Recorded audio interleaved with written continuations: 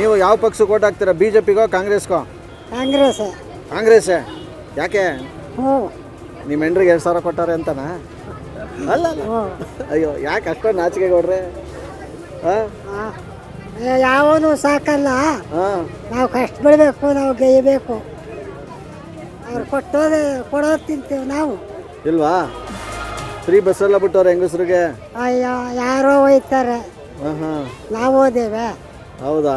ಮತ್ತೆ ಯಾರು ಓಟ್ ಹಾಕ್ತೀರಾ? ಕಾಂಗ್ರೆಸ್ ಕಡೆ ನಾವು. ಬೆಂಗಳೂರು ಗ್ರಾಮಾಂತರ ಚುನಾವಣೆಯಲ್ಲಿ ನಿಮ್ಮ ಒಂದು ಅಭಿಮತ ಬಿಜೆಪಿಗೋ ಕಾಂಗ್ರೆಸ್ಗೋ? ಕಾಂಗ್ರೆಸ್ಗೆ ನಾವು. ಗೊತ್ತು, ಕಾಂಗ್ರೆಸ್ ಗೊತ್ತು. ಯಾಕೆ ಅಂತಿದ್ದೀರಾ ಅಂತ? ಇಲ್ಲ, ಕಾಂಗ್ರೆಸ್ಸೇನೆ. ಸುರೇಶ್ ಅಣ್ಣವ್ರಿಗೆ ನಾವು ಹಾಕ್ತೀವಿ, ಡಿ ಕೆ ಶಿವಕುಮಾರ್ಗೆ ಓಟ್ ಹಾಕೋದು. ಹುಟ್ಟು ಬೆಳೆಯ ತಾವಿಂದ ಸಾಯಿವರೆಗೂ ಅವ್ರಿಗೆ ಹಾಕ್ತೀವಿ. ಅಷ್ಟೇ ನಮ್ಮ ನಿರ್ಧಾರ. ಹಂಗೆ? ಹೌದು ಸರ್. ಏನಕ್ಕೆ ಅಷ್ಟೊಂದು ಗಟ್ಟಿ ಮನ್ಸು? ಹೌದು ಸರ್, ಅವರು ನಮ್ಗೆ ಉಪಕಾರ ಮಾಡಿದ್ದಾರೆ, ಅದಕ್ಕೆ ನಾವು ಅವ್ರಿಗೆ ಹಾಕ್ತೀವಿ. ನಂಗೆ ಗೊತ್ತು, ನಿಮ್ಗೆ ಫ್ರೀ ಬಸ್ ಬಿಟ್ಟವ್ರೆ, 2,000 ಕೊಟ್ಟವ್ರೆ ಅಲ್ವಾ? ಹೌದು ಸರ್. ನೋಡಿ ಸರ್ ಬನ್ನಿ ಕಡೆ. ಇವ್ರಿಗೇನೋ ಫ್ರೀ ಬಸ್ ಕೊಟ್ಟವ್ರೆ, 2,000 ರೂಪಾಯಿ ಕೊಟ್ಟವ್ರಂತೆ. ನಿಮ್ಗೇನು ಸಿಕ್ಕೈತೆ ಅಂತ? ನೀವು ಯಾವ ಪಕ್ಷ? ನಮ್ಗೇನು ಕೊಡೋದು ಬೇಡಿ ಸರ್. ಕೂಗ್ದೇಟ್ಗೆ ನಮಗೆ ಬರುವಂತೆ ನಂಬರ್ಗಳು ಬಿಟ್ಟವ್ರೆ. ಯಾರು ಡಿ ಕೆ ಸುರೇಶ್ ಅವರು ನಂಬರ್ಗಳು ನಮ್ಮ ಮನೆ ತಕ್ಕ ಕಷ್ಟ ಏನು ಸುಖ ಏನು ಅಂತ ಕೇಳ್ತಾರೆ. ಈಗ ಆ ಕಡೆಯಿಂದನೂ ಬಿಜೆಪಿಯಿಂದನೂ ಡಾಕ್ಟರ್ ಮಂಜುನಾಥ್ ಅಂತ ನಿಮ್ಗೆ ಗೊತ್ತಾ? ಅವ್ರು ನಮ್ಗೆ ಗೊತ್ತೇ ಇಲ್ಲ ಸರ್. ಗೊತ್ತಿಲ್ಲ. ದೇವೇಗೌಡರು ಫ್ಯಾಮಿಲಿ ಅವರು? ಯಾರೇ ಗೊತ್ತೇ ಇಲ್ಲ ನಮ್ಗೆ. ದೇವೇಗೌಡರು ಹಾಸ್ಪಿಟ್ಲ್ ಗೊತ್ತಾ? ಗೊತ್ತಿಲ್ಲ ಸರ್, ನಾವು ಹೋಗ್ಲಿಲ್ಲ ಅಲ್ಲಿ ಆಸ್ಪತ್ರೆ ಗಂಟ. ಹೋಗೇ ಇಲ್ಲ. ಸೊ ಅವರು ತುಂಬಾ ಒಳ್ಳೆಯವರು ಅಂತ ಹೇಳ್ತಾ ಇದಾರೆ. ನಮಗೂ ಗೊತ್ತಿಲ್ಲ ಸರ್. ಹೊಸಬ್ರಿಗೆ ಒಂದು ಚಾನ್ಸ್ ಕೊಡ್ಬೋದು ಅಂತ ತುಂಬಾ ಇರೋದು ಸಹ ಕೊಡ್ಬೋದು.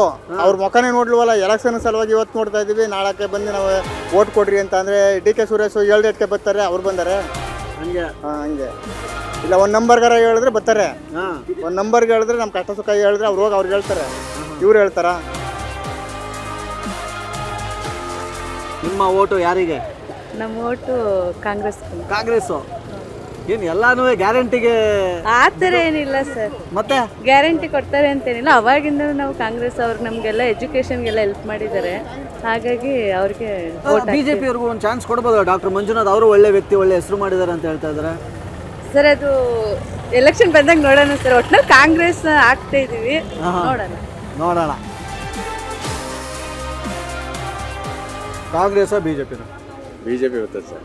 ಡಾಕ್ಟರ್ ಬರ್ತಾರೆ, ಡಾಕ್ಟರ್ ಗ್ಯಾರಂಟಿ ಹೇಳ್ತಾರೆ. ಹೌದಾ? ಹೌದು. ಏನಂತ ಸ್ಪೆಷಾಲಿಟಿ ಡಾಕ್ಟ್ರಲ್ಲಿ ಇರೋದು ಸರ್? ಡಾಕ್ಟ್ರಲ್ಲಿ ಅವರು ನಿಷ್ಠಾವಂತರು, ಯಾವುದೇ ಒಂದು ಜನಕ್ಕೆ ವಿರೋಧದವರಲ್ಲ, ಯಾವುದೇ ಒಂದು ರಾಜಕೀಯನ ನಿಂದಿಸಿ ಮಾತಾಡಲ್ರು, ಯಾವುದೇ ಒಂದು ಇದಕ್ಕೆ ಸಿಕ್ತವರಲ್ಲ. ಅವರು ಬಡವರ ಪರವಾಗಿರ್ತಾರೆ, ಅವರು ನಿಷ್ಠಾವಂತರು, ಯಾವುದೇ ಒಂದು ಹಗರಣಕ್ಕೆ ತೆಗೆದುಕೊಂಡವರಲ್ಲ. ಆ ಕಾರಣದಿಂದ ಜನ ಅವ್ರ ಮೇಲೆ ಪ್ರೀತಿ ಪಟ್ಟವ್ರೆ. ಡಾಕ್ಟರ್ ಖಂಡಿತವಾಗೂ ಕೆಲಸ. ಅಲ್ಲ ಸರ್, ಈ ಕನಕಪುರ ಅಂತ ಅಂದ್ರೆ ಡಿ ಕೆ ಬ್ರದರ್ಸ್ ಅವರ ಭದ್ರಕೋಟೆ ಅಂತಾರೆ. ಭದ್ರಕೋಟೆ ನೋಡಿ ಸಾಕಾಗದೆ ಈ ಸಾರಿ ಎಲ್ಲ ಚೇಂಜ್ ಆಗ್ಬಿಟ್ಟವ್ರೆ. ಏನು ಸರ್ ಹಿಂಗಂತಾರೆ ನೀವು? ಚೇಂಜ್ ಅಂತ ಕುಮಾರಣ್ಣನ ಅಂತ ದೇವೇಗೌಡರನ್ನೇ ಸೋಲ್ಸಿದ್ವಿ ನಾವು. ಡಾಕ್ಟ್ರು ಹೆಂಗೆ ಲೆಕ್ಕ? ಕುಮಾರಣ್ಣ ದೇವೇಗೌಡರು ಮಿಂಗಲ್ ಆಗಿ ನಾವು ಒಕ್ಕಲಿಗರು ಚೆನ್ನಾಗಿರುವ ಅಂದ್ಬಿಟ್ಟು ನೀನು ಇದ್ದವ್ ನಾನು ಇದ್ದವ್ ನೀನು ಇಬ್ರನ್ನ ಗೆದ್ಕೊಡು ಅಂದ್ಬಿಟ್ಟು ಅವ್ರು ಮಿಂಗಲ್ ಆಯ್ತಿದ್ರು. ಡಾಕ್ಟ್ರು ನಿಷ್ಠಾವಂತರು, ಡಾಕ್ಟ್ರನ್ನ ಗೆಲ್ಲಿಸ್ತಾರೆ, ಮೋದಿನ ಗೆಲ್ಲಿಸ್ತಾರೆ, ಈ ದೇಶನ ಉಳಿಸ್ತಾರೆ. ಈ ದೇಶದ ಉಳಿವಿಗಾಗಿ ಮೋದಿ ಗೆಲ್ಲಿಸಕ್ಕೆ ಮಾಡ್ತಾರೆ. ನಮ್ಮ ಪ್ರಕಾರ 28 ಕ್ಯಾಂಡಿಡೇಟು, ಕಾಂಗ್ರೆಸ್ ಇರ್ಬೋದು, ಬಿ ಜೆ ಪಿ ಇರ್ಬೋದು, ಇನ್ನೊಂದು ಪಕ್ಷದಲ್ಲಿ ಇರ್ಬೋದು, ನಮ್ಮ ಅಭ್ಯರ್ಥಿ ಇಲ್ಲಾಗ್ತಕ್ಕಂಥ ಅಭ್ಯರ್ಥಿ ಬೆಂಗಳೂರು ಗ್ರಾಮ ಅತ್ಯುತ್ತಮವಾದಂಥ ವ್ಯಕ್ತಿ ಡಾಕ್ಟರ್ ಮಂಜುನಾಥ್ರವರು. ಎಲ್ಲ 28 ಕ್ಷೇತ್ರದಲ್ಲಿ ಯಾವುದೇ ಪಕ್ಷದಲ್ಲಿ ನಿಂತ್ಕೊಂಡ್ರೆ, ಯಾವುದೇ ವಿಚಾರದಲ್ಲಿ, ಯಾವುದೇ ಥರದಲ್ಲಿ ನೀವು ಲೆಕ್ಕ ಹಾಕಿದ್ರೆ ಅತ್ಯುತ್ತಮವಾದ ವ್ಯಕ್ತಿ ಅಂತ ಹೇಳ್ಬೋದು. ಆದ್ದರಿಂದ ಅವರಿಂದ ದೇಶದ ಅಭಿವೃದ್ಧಿ ಕಾಣ್ಬೋದು ನಾವು. ಈಗಾಗಲೇ ಒಂದು ಸಂಸ್ಥೆ ಮಾಡಿ ಅನೇಕ ಬಡವರಿಗೆ, ಲಕ್ಷಾಂತರ ಜನರಿಗೆ ಉಳಿಸೋರೆ. ಅವ್ರ ಕಾರ್ಯನ ಸಮರ್ಥವಾಗಿ ನಿರ್ವಹಿಸೋರೆ. ಸರ್ ಓಕೆ, ನೀವು ಹೇಳೋದು ಕರೆಕ್ಟು. ಬಟ್ ಈಗ ಡಿ ಕೆ ಸುರೇಶ್ ಅವ್ರು ಹೆಂಗೆ ಅಂತಂದ್ರೆ ರಾಜಕೀಯದಲ್ಲಿ ಪ್ರೊಫೆಷನಲ್ ಆಗ್ಬಿಟ್ಟಿದ್ದಾರೆ ಇವರು. ಡಿ ಕೆ ಶಿವಕುಮಾರ್ ಈ ಕಾಲಘಟ್ಟದಲ್ಲಿ ಈ ಟೈಮಲ್ಲಿ ಅವರೇ. ಹಿಂದೆ ಎಲ್ಲ ಡಿ ಕೆ ಶಿವಕುಮಾರ್ ಅಂತವರು ಮಸ್ತಾಗಿದ್ರು. ಅವರೆಲ್ಲ ಅತ್ಯುತ್ತಮವಾದ ವ್ಯಕ್ತಿಗಳೇ. ಅವರೆಲ್ಲ ಆ ಕಾಲಘಟ್ಟ ಬಂದಂಗೆ ನಿರ್ಧಾರ ಮಾಡ್ತಾರೆ. ಕಾಲಘಟ್ಟ ಬದಲಾವಣೆ ಆಗದೆ, ಜನ ಬದಲಾವಣೆ ಆಗವ್ರೆ. ಈಗ ಇಬ್ಬರಲ್ಲಿ ಯಾರು ನಿಮ್ಮ ಪ್ರಕಾರ ಒಳ್ಳೆ? ನಮ್ಮ ಪ್ರಕಾರ ವ್ಯಕ್ತಿಗತವಾಗಿ ಡಾಕ್ಟರ್ ಮಂಜುನಾಥ್ ಅವರು ವ್ಯಕ್ತಿಗತ ಇಡೀ ಕರ್ನಾಟಕಕ್ಕೆ ಒಂದವರು ಅಂತ ಹೇಳ್ತೀನಿ. ದೇಶ ಅಭಿವೃದ್ಧಿ ಆಗಬೇಕು, ನಮ್ಮ ರಾಜ್ಯ ಅಭಿವೃದ್ಧಿ ಆಗಬೇಕು ಅಂದರೆ ಒಳ್ಳೆ ರಾಜಕಾರಣಿಗಳು ಬರ್ತಕ್ಕಂಥ ಸ್ವಚ್ಛವಾದ ರಾಜಕಾರಣಿ ಬರಬೇಕು. ಜನ ಕೇಳ್ತಾರೆ ಒಳ್ಳೆಯವ್ರು ಬರೋರು ರಾಜಕೀಯಕ್ಕೆ, ಒಳ್ಳೆಯವ್ರು ಬರೋರು ರಾಜಕೀಯಕ್ಕೆ ಅಂತಾರೆ. ಒಳ್ಳೆಯವ್ರು ಬಂದವರೆ ಜನ ಓಟ್ ಹಾಕ್ತಾರೆ. ಕೆಲವರು ಹೋಗಿ ಸುಮ್ಮನೆ ಅವ್ರಿಗೆ ಬೇಕು ಅಂತ ನೀವು ಬರಬೇಡಿ, ರಾಜಕೀಯ ಕೆಟ್ಟೋಗೋದೆ ಅಸರ್ಪಡಿಸೋರು ಯಾರು? ಉತ್ತಮವಾಗಿ ರಾಜಕೀಯ ಬೆಳಿಬೇಕು, ದೇಶ ಬೆಳಿಬೇಕು, ಉಳಿಬೇಕು ಅಂತಂದರೆ ಮಂಜುನಾಥ್ ಅಂತವ್ರು ಬರಬೇಕು. ಇದೊಂದೇ ಕ್ಷೇತ್ರದಲ್ಲಿ ಎಲ್ಲ ಕ್ಷೇತ್ರದಲ್ಲೂ ಆ ಥರದವರೇ ಬರಬೇಕು. ಆವಾಗ ದೇಶವನ್ನು ಉಳಿತಾರೆ, ಜನನೂ ಉಳಿತಾರೆ, ನೆಮ್ಮದಿಯಾಗಿ ಜನನೂ ಇರ್ತಾರೆ.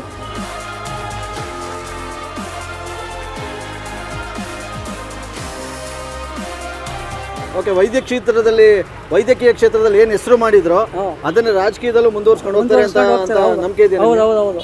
ಅದರಿಂದ ಆ ದೃಷ್ಟಿಯಿಂದ ವ್ಯಕ್ತಿ ಒಳ್ಳೆಯವರು, ಒಂದು ದೃಷ್ಟಿಯಿಂದ ಜನ ಅವ್ರ ಕಡೆ ಮನಸ್ಸು ಮಾಡಿದ್ದಾರೆ.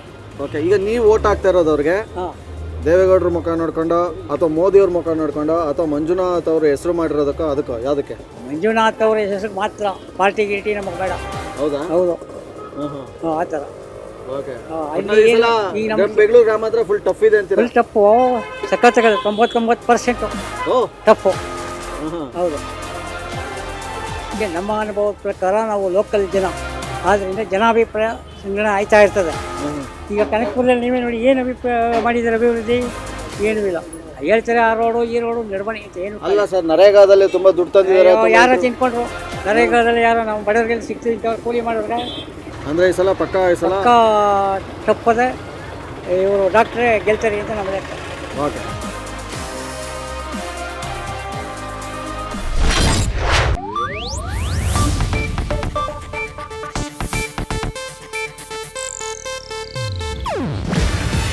ಇದು ಏಷ್ಯಾನೆಟ್ ನ್ಯೂಸ್ ನೆಟ್ವರ್ಕ್ ಪ್ರಸ್ತುತಿ. ನೀವು ನೋಡ್ತಿದ್ದೀರಾ ಏಷ್ಯಾನೆಟ್ ಸುವರ್ಣ ನ್ಯೂಸ್.